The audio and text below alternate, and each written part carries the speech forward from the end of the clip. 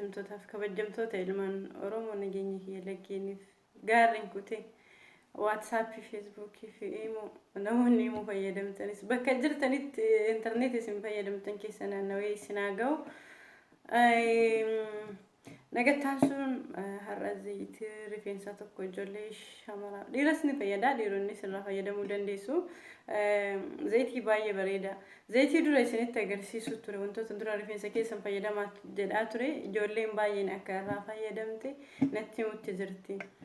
Asumaan wanti ani isinii dhaamu yoo jiraate ijoollee Zara Entertainment page fi Facebook irratti barreessitan namoota adii kiyya jala hin jirre yookiin osoo faaloo Facebook hin goone dhuftanii na gaafattan chaati keessan an ture arga. Yeroo tasa busy hin taane tirfii taa'u yookiin yeroo akkasitti taa'ee bilbila guraaguree haala saniin arga chaati keessan ture arga jechuudha. Namoota adii kiyya jala hin jirre akkasuma nama baay'ee maqaa keessa waamu video itti aanu irratti ijoollee irra waa barreessitan guyyaa takka dhufeeti isin deebii keessaniin deebisa namoota messenger irratti natti barreessitanii jechuudha. Page Zara Entertainment irratti kaleessa galgala tasa yeroo keessa galee ilaalu chaati nama hedduutu jira. Dhiifama na godha. Tureen arga. Wanti isin himuu barbaadu wanti irraa fayyadamtan wayii yookiin yeroo sanitti na gaafachuu barbaadda yoo jiraate YouTube yeroo hedduu waan YouTube keessan oola waan ta'eef message keessanis dafeen arga. Waan nama gaafachuun wanta sheemii waan hin taaneef yaada keessa waan irraa fayyadamuu barbaadan comment jala na gaafachuu dandeessu. Maaliif wanta wayii gaafattee barachuun wanta sheemii si qabsiisu miti. Nama waan dhimma hin dubbatamne wayii yoo ta'e na gaafattan homaa rakkoo hin qabu. Sababa saniif chaati keessan ture arga. Garuu ani YouTube yeroo baay'ee kee wantoota adda addaa waan dhaggeeffadhuuf waan ta'e waan laaluuf in arga YouTube keessa ofii kooti waan YouTube keessa ooluuf jechuudha. Kanaaf chaati keessan ture waan arguuf wanta yeroo sanarraa fayyadamtan yookiin faayidaa keessaniif gaafatta wayii yoo jiraate comment jala na gaafachuu dandeessu. Chaati illee namoonni chaati na gootan yeroo argetti immoo isiniin deebisaa jechuudha. Kanatti aansee ijoolleen waa'ee rifeensa irraa viidiyoo hedduu rifeensa irraa isinitti mul'isee ture. Irraa fayyadamaa jirtaniif hin fayyadamne hin beeku ani. Gama zayitii isinitti agarsiisuu deema. Zayitii baay'ee bareedaa rifeensa keessan biqilchuudha. Haalota itti fayyadamtanillee isinitti hima.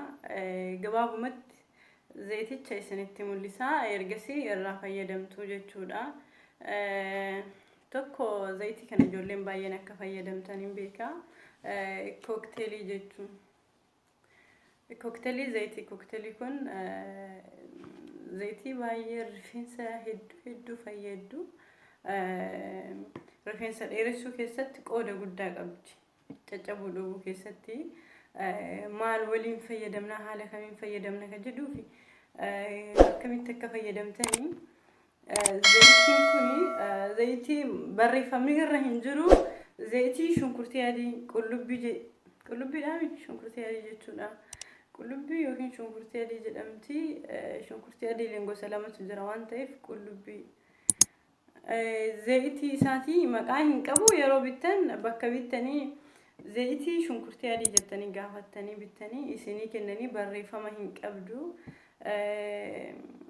Barreeffama maqaa hin qabdu. Garuu yeroo bittan akkas jettanii gaafattanii cocktailii immoo bakkuma argitanii argamti waan yeroo baay'ee jirtuuf maayineensi kana. Maayineensiin kun baay'ee cimaadha. Baay'ee cimaadha. Hedduu cimaadha. Maayineensi waa hedduu keessatti rifeensa dheeressuu fi akkasuma waan baay'ee keessatti faayidaa guddaa qabdi. Cabuu dhowwuu laaffisuu rifeensa jajjabaataa jara kunniin lamaan baay'ee cimaadha. Kunis shunkurtiin adii rifeensa dheeressuu keessatti gahee guddaa qabdi. Zayitiin isaa akkana jira. Ergasii immoo shaamboo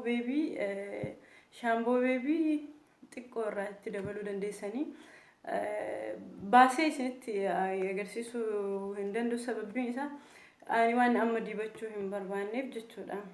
Rifeensa koo amma dhiqee jira. Haala itti fayyadamtanii isaan kanneen hunduma irraayyuu jalqaba zayitii kokteelii irraas kan irraas maankaa lama fudhattanii jechuudha. Maankaa nyaata akka ittiin nyaatan lama fudhattanii zayitiin kun wali qabataa akka dhadhaa waan ta'eef hin ho'istanii ergasii akka bishaaniitti isinii deebi'a fiddanii maayinasii maankaa lama irraa gootanii shaamboo beebiidhaa gubbaadhaan xiqqoo wayii irraan dabaltan baay'eessitanii. Namni yoo killee barbaadde namni baay'ee rifeensi kan kee jabaataa ta'e killee tokko sirraan dabaluu dandeessa.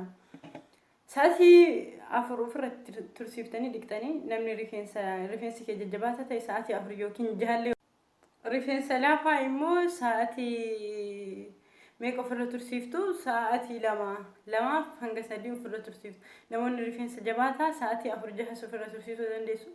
Yeroo dibattan rifeensa keessan seeraan moosaajii godhaa.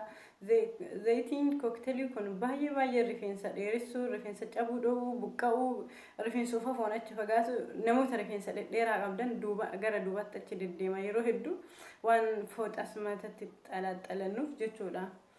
Kanaaf kallattii ufafoo keessanitti seeraan dibaa daqiiqaa 20 moosaajii godhaa seeraan. Ergasii booda immoo yeroo dhiqxanis istishaariin hin goggossinaa. Rifeensi yeroo baay'ee kan buqqa'uuf yookiin kan caccabuuf sababa nuti istishaariidhaan goggossinuuf istishaariidhaan hin goggossinaa.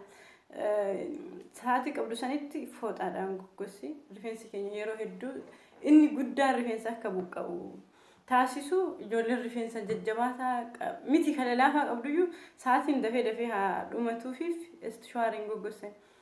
Ergasii immoo wanti ati zayitii sanitti dibatteeti sa'aatii kan kee jalaa gubde sunis si dadhabsiisa, si jalaa badaa.